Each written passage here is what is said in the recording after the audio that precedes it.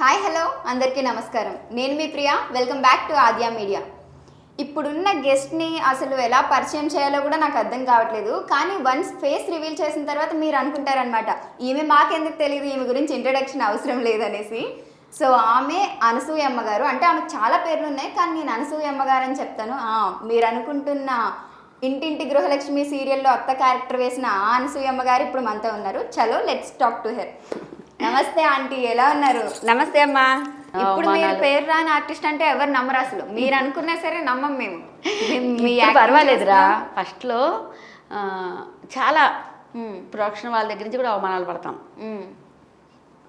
అది మనకి కొంచెం వచ్చి జయప్రకాష్ రెడ్డి గారు చెప్పేవాళ్ళు, మనం ఎదిగిన కొద్దీ మనకు వచ్చిన ఇవన్నీ పెరుగుతూ ఉంటాయే, సౌకర్యాలు పెరుగుతుంటాయి.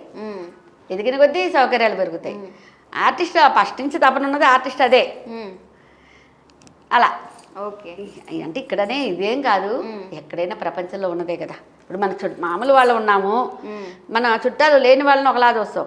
ఉన్నోడు వస్తే గబగబ అమ్మో ఏమనుకుంటారు.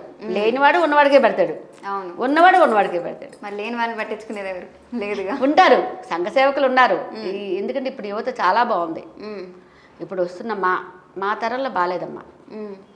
ఇప్పుడు వస్తున్న వాళ్ళు ఎంతసేపు మనం ఎదగాలి, ఎదురు వాళ్ళు సాయపడాలి అన్న వాళ్ళు చాలా మంది చూస్తున్నా. ఎంతమందికి అనాథ సేవల్ని దహనం చేస్తున్న వాళ్ళు, ఎన్నెన్నో సంఘాలు ఆర్గనైజేషన్సే ఉన్నాయి వాటి కోసం. దానికోసం వాళ్ళు కొంత చాలా ఇప్పుడు వస్తున్న వాళ్ళు డైరెక్టర్లు ఎవరన్నా వేసుకో, మామూలు వాళ్ళు ఉద్యోగస్తులు ఎవరన్నా ఏదన్నా చెయ్యాలన్న తపన ఉన్నది. ఓకే. అంటే ఇప్పుడు మీరు చాలా సీరియల్స్లో వర్క్ చేస్తున్నారు కదా, బాగానే సంపాదించారా? సంపాదన ఏం లేదమ్మా, 3 పిల్లలు. ఫస్ట్ నుంచి అప్పులు అట్లా అంటే వచ్చాను కదా. ఇక్కడికి వస్తే 30 సార్లు బంగారం తెచ్చాదా తేవటం. మెల్లిమెల్లిగా అన్నీ అవజేస్తే చదువుల కోసం.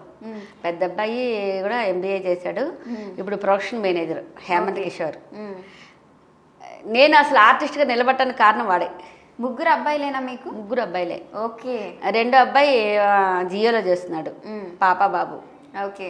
3 అబ్బాయి అమెజాన్లో చేస్తున్నాడు, ఇంకా పెళ్లి కాలేదు. 2కి పెళ్ళి అయింది, ఒకరు ఇంకా పెళ్లి కావాలన్నమాట. ఓకే. పెద్ద అబ్బాయికి పెళ్ళైనా అవనట్టే, తెలిసిందే కదా. అవును. అదే విడాకులు తీసుకునే పరిస్థితుల్లో ఉన్నాము. అయిపోతే మళ్ళీ చేసుకుంటానంటే చేస్తాం, లేదా అలాగే ఉండిపోతాడు. మీకు ఎలా ఉంటుంది? మీ ఇంట్లో అందరు సపోర్టింగేనా మీకు? అందరి సపోర్ట్లో మా పెద్ద అబ్బాయి సపోర్టింగ్ బాగా ఎక్కువ. చిన్నప్పటి నుంచి నాతో నాటక రంగంలో కానీ అలా తిరిగాడు, నాతో పాటే తిరిగేవాడు అమ్మానకే. అట్లా వాడికి ఆర్టిస్టులు అన్నా ఏదన్నా ఈ ఫీల్డ్ అంటే చాలా ప్రేమ. ఓకే. మరి ఆ అబ్బాయి ఎందుకు ఇందులోకి రావడానికి ట్రై చేయలేదు? వచ్చాడు ఇప్పుడు ప్రొడక్షన్ మేనేజరు. ఓకే. అంటే తెర పైన ఏం చేయట్లేదమ్మా? అందరితో కలిసి ఉంటే చాలు వాడికి. ఓకే. నటించాలన్న కోరిక కాదు, తెర వెనకాల అనమాట.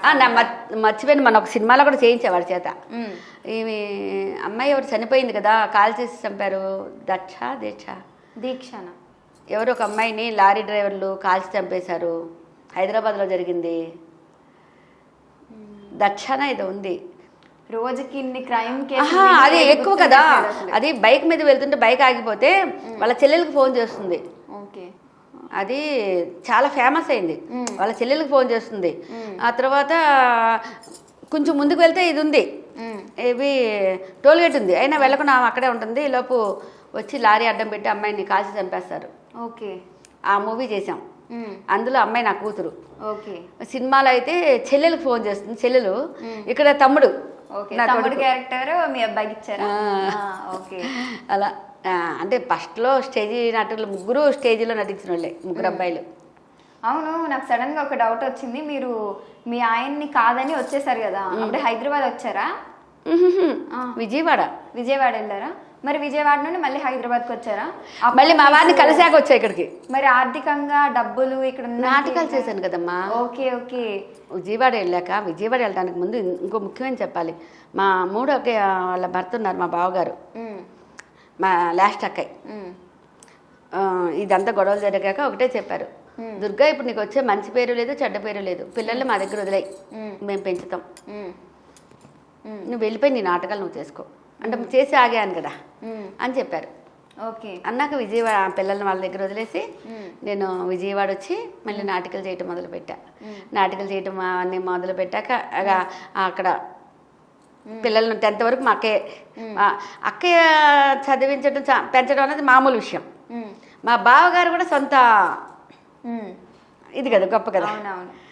మనుషులు ఎక్కడ ఇప్పుడు అలా చేశారా కాబట్టి నా జీవితంలో ఒక మర్చిపోలేని వ్యక్తి ఎవరన్నా ఉన్నారంటే మా బావగారు, నాకు అన్నయ్య అయినా తండ్రి అయినా.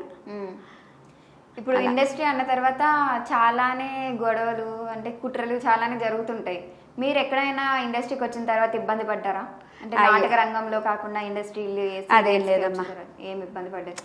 మామూలుగా కొంచెం తక్కువ లేని దాన్ని కొంచెం చిన్న చూపు అలాంటివి అంటే మామూలే, కానీ ఇంకా వేరే ఇబ్బందులు మనం అనుకున్నంత ఇబ్బందులు ఇండస్ట్రీలో నాకు తెలిసి లేవు. ఓకే. అది ఎప్పుడో ఒకప్పుడు ఉండుంటాయేమో కానీ అయితే అవన్నీ కూడా ఇప్పుడు అంతా లేడీస్ కూడా బాగా ఇదైపోతే ఇప్పుడు ప్రతిదానికి యూనియన్లు ఉన్నాయి, ఏమున్నాయి, ఎవరు ఊరుకుంటారు? అవునా కాదా? మీరైతే ఇబ్బంది పడలేదు? అస్సలు పడలేదు. ఇంకెవరన్నా ఇబ్బందులు ఉన్నాయన్నా పరంగా ఎవరన్నా డబ్బులు ఎగ్గొట్టడాలు అవి మామూలేగా. ఏమైనా జరిగిందా? దట్ ఈజ్ మహాలక్ష్మి సీరియల్ చేశా. ఆయన శివనాగేశ్వరరావు గారు పిలిచారు, అదే మేనేజర్ పిలిచారు, వెళ్ళాను. శివనాగేశ్వరరావు గారు సెలెక్ట్ చేశారు క్యారెక్టర్కి. 32 రోజులు చేశాము, ఒక 4 నెలల పాటు. 4 నెలల్లో 32 రోజులు చేశాను నేను వర్క్. తీరా మేము అప్పుడు ఏదో నాటకానికి వెళ్ళి అటు హంపి వెళ్ళాం. అక్కడ తెలిసింది సీరియల్ ఆపేశారని. ఓకే. ఇంకో వారంలో చెక్ వస్తుంది అనుకుంటున్నా. ఎంత రావాలి అక్కడ నుండి? 32 రోజులు అంటే కనీసం నాకు ఒక 1,00,000 పైన. 1,00,000 పైన? మరి అడగలేదా మీరు? 3,000 పేమెంట్ అమ్మా అప్పుడు. రోజుకా? రోజుకు 3,000 32 అంటే లెక్క. ఏదన్నా మినిమం 1,00,000 రూపాయలు. అడగటం ఏంటి, అడిగే ఆయన రమేష్ గారని ఇంకో ప్రొడ్యూసర్ గారు ఉండేవాళ్ళు. అమ్మా నీకు అన్యాయం చేయము, అన్యాయం చేయము, అన్యాయం చేయము అంటేనే అన్యాయం చేశారు. అలా నేనేమో ఆయన ఎవరు తిరిగి ఏమన్నా మీరు పోలీసులతో కేసు పెడితే అయిపోయేది కదా. 1,00,000 అంటే తక్కువ విషయమా మరి? ఎందుకమ్మా ఇప్పుడు వాళ్ళని శాపనార్థాలు పెడితే నాకు రాదు, వాళ్ళని తిప్పలు పెడితే నాకేమీ రాదు. మళ్ళీ తిరిగి ఇటు పోలీసులకు ఇచ్చుకోవాల్సి వస్తుంది ఎన్నో కదా. ఒకటే నా టైం బాగాలేదు, ఆ టైంలో సూసైడ్ కూడా చేసుకుందాం అనుకున్నా. మరి ఏం చేయండి, 4 నెలలు ఇంకో పని ఒప్పుకోకుండా, వేరే సీరియల్ ఒప్పుకోకుండా దీని మీదే కూర్చున్నా. మరి ట్రావెలింగ్ ఛార్జెస్ ఇవి కూడా మనకు చాలా అవుతుంటాయి కదా. మరి ఇవన్నీ పిల్లలకు నాకు వీళ్ళ ఫీజులు, అప్పుడు లాస్ట్ అబ్బాయి బీకాంలోనే ఏదో ఉన్నాడు, ఇవన్నీ చదువులు ఫీజులు ఎంత అవుతుంది? నా పరిస్థితి ఏంటి? ఇంట్లో వస్తువులు ఒక్కొక్కటి, ఫ్రిడ్జ్, డబల్ కాటు, ఇక అన్నీ వెళ్ళిపోయినాయి. అలా నా బంగారం కూడా అలా సంవత్సరం కూడా చొప్పున వెళ్ళిపోయింది. చాలా కష్టాలు పడ్డారు అయితే రియల్ లైఫ్ లో చూస్తే, అంటే రియల్ లైఫ్ లో ఉన్నది కాకుండా. నేనేంటి చాలా మంది అందరూ అంతే నాన్న, చాలా మంది మించు ఇబ్బందులు పడుతున్నోళ్ళే. అవును. కానీ ఏంటంటే తెర ముందు చాలా సంతోషంగా ఉన్నారనుకుంటాం, కానీ తెర వెనకాల కనిపించని కన్నీళ్ళు ఎన్నో ఉంటాయి. అయ్యో చాలా ఉంటాయమ్మా. అసలు అంటే ఒకటి నేను సామాన్యంగా అంటారే, నాకు తొందరగా అక్కడ బయట మామూలుగా గయ్యాడని, కానీ సీరియల్లో విడిగా ఏడుపు వచ్చేస్తుంది. ఎవరిని ఏదన్నంటే ఇక దాని గురించి ఒక వారం ఆలోచించి ఏడుస్తుంటా. అయ్యయ్యో అంత అది. థ్యాంక్ యూ సో మచ్ అండి. థ్యాంక్ యూ నాన్న. నమస్తే అండి, మీ కనకదుర్గమ్మ. సో చూసారు కదా, ఇది వాళ్ళ ట్రెండింగ్ న్యూస్. మరిన్ని ఇంట్రెస్టింగ్ న్యూస్తో మళ్ళీ మీ ముందుంటుంది ఆద్య మీడియా.